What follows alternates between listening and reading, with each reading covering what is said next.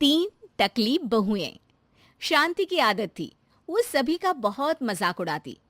एक दिन उसके दरवाजे एक साधु बाबा आते हैं, जिनके बाल लंबे लंबे होते हैं।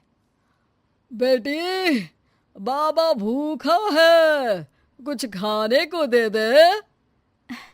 हाँ बाबा आई, खाने को तो बनाया है लेकिन अपने लिए, आपके लिए तो ये ब्रेड है, ले लो।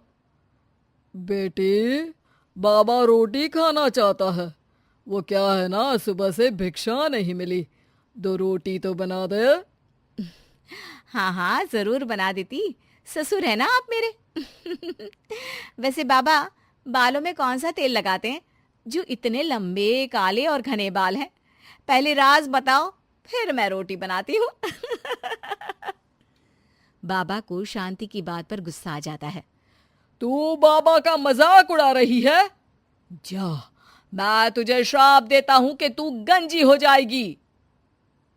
शांति बाबा की बात पर जोर जोर से हंसती है। श्राप? अरे श्राप तो ऐसे बोल रहे हैं जैसे भगवान हो। अरे इतनी ही बात पूरी हो जाती है तो भूखे क्यों घूमते हो? रोटी मांग लिया करो ना। मूर्ख लड़की, तू तो मजाक उड़ाने से बाज ही नहीं आ रही। मैं तुझे और श्राप देता हूं कि तेरे घर में जो भी औरत आएगी सब गंजी हो जाएगी। बाबा वहां से चला जाता है और शांति के बाल धीरे धीरे झड़ने शुरू हो जाते हैं और एक दिन तो वो पूरी टकली हो जाती है और वो अपने पति से कहती है, हाय रे, इस शहर का पानी भी ना कितना गंदा है। एक मेरे मायके का पानी था जिससे नहाने से बाल ही बाल लहराते थे, और एक तुम्हारा शहर। गंजी हो गई हूं मैं। अरे पर मैं ठीक हूं, मेरे तीनों लड़कों के बाल ठीक है, एक तेरे ही बाल कैसे चलेगा? बात तो कोई और लगती है। लेकिन शांति को जरा सा भी बाबा का श्राप याद नहीं होता।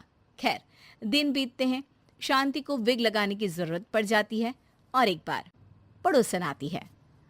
अरे शांति, तेरे ना तो सास घर में ना ससुर, क्यों सारा दिन सर ढकी रहती है? इतनी संस्कारी तो तू है नहीं। हाँ, अरे क्या बताऊं, पूरे बाल झड़ गए, टकली हो गई हूं मैं, टकली।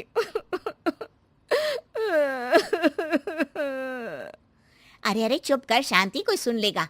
एक काम कर, वो डॉक्टर बाल है ना, उनके पास चली जा, वो तुझे आर्टिफिशियल हेयर लगा देंगे, फिर तो पहले से भी बहुत अच्छे बाल लहलाएंगे तेरे सर पर।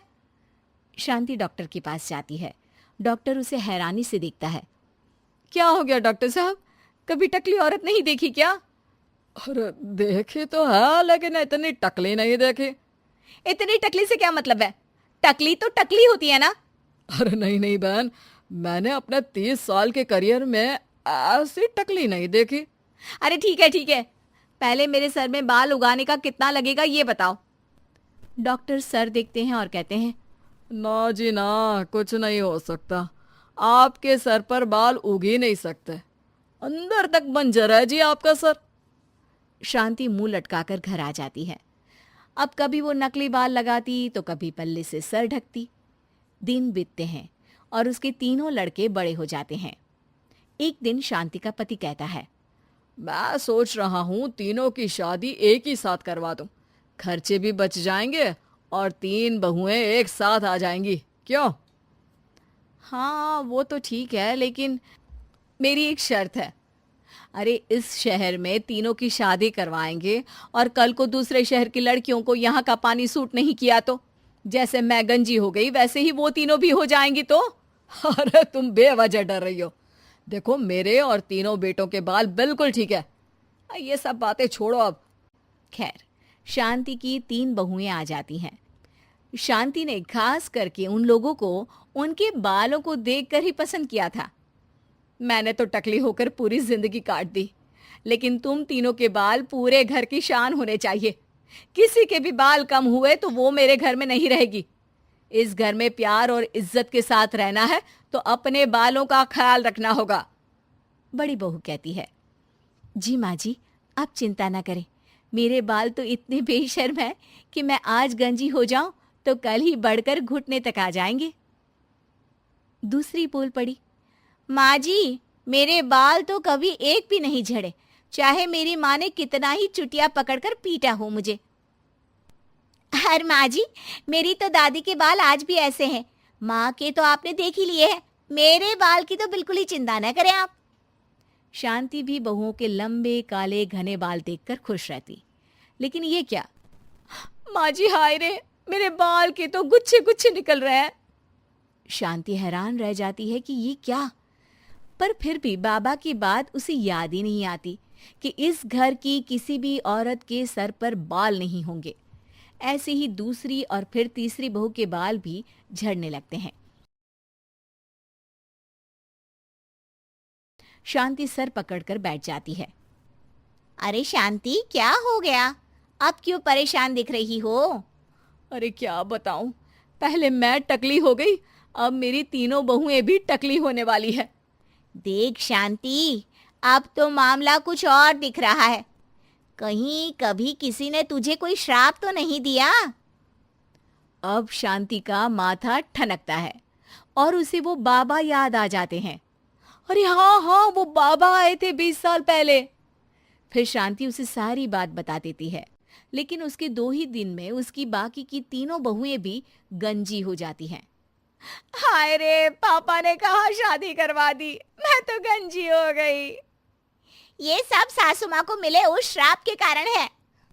और कैसे हम लोगों को बोल रही थी बाल नहीं तो घर पे रहने नहीं देंगी। अरे केस कर दो ऐसी औरत पर।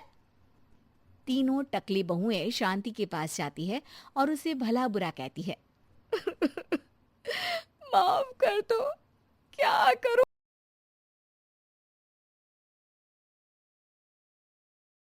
अब मैं। तभी वहां पड़ोसन आ जाती है। मुझे उस बाबा की कुटिया मिल गई है, कल सुबह तुम चारों तैयार रहना। अगली सुबह चारों पड़ोसन के साथ बाबा की कुटिया पर जाती है। ये टकली औरतें कहाँ मेरी कुटिया में घुसी आ रही हैं? बाबा जी, आप तो ज्ञानी, परम ज्ञानी हैं, फिर क्यों हम लोगों का मजाक उड़ा रहे हैं? ये शोभा नहीं देता आपको। तो क्या तुझे शोभा देता था जो आज से 20 साल पहले तूने मेरा मजाक उड़ाया था? पापा मुझे माफ कर दो, मैंने तो जैसे तैसे जिंदगी काट ली, लेकिन इन बच्चियों का क्या कसूर है? मेरी सजा इन्हें ना दे। लाख मिन्नतों के बाद बाबा कहते हैं, ठीक है, मान लिया, लेकिन आज के बाद किसी का मजाक उड़ाया तो। नहीं नहीं बाबा जी, मैं तो किसी का मजाक नहीं उड़ाती हूँ, मेरे तो संस्कार ही ऐसे नहीं है। हाँ बाबा जी, किसी ज्ञानी बाबा का मजाक उड़ाना तो बहुत बड़ा पाप है। तीसरी भी बाबा से माफी मांगने लगती है। बाबा, मैंने अपनी पूरी जिंदगी ऐसे ही निकाल दी है, प्लीज अब मेरे बाल भी मुझे